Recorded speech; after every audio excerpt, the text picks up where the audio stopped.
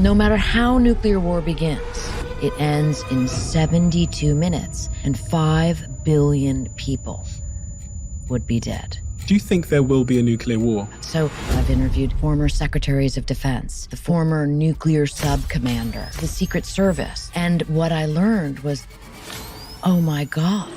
Annie Jacobson, investigative researcher and writer who specializes in uncovering the world's biggest secrets. We are one misunderstanding away from nuclear apocalypse. And yet you have presidents threatening nuclear war. In fact, the President of the United States doesn't need to ask anyone to launch a nuclear missile. It makes me realize how important the decision to pick our leaders is. Nothing could be more important. Could you play out a scenario where nuclear war broke out? Yes, and I can describe in painstaking, horrific detail precisely what happens. But after nuclear war, the survivors would be forced to live underground and envy the dead.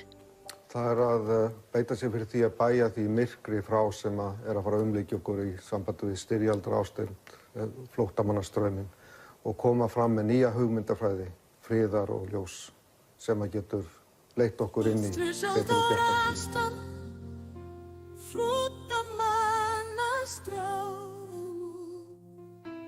Myrkur sakira en friði og ljósi mun bækja því frá hvað ætli þjóðin kjósi.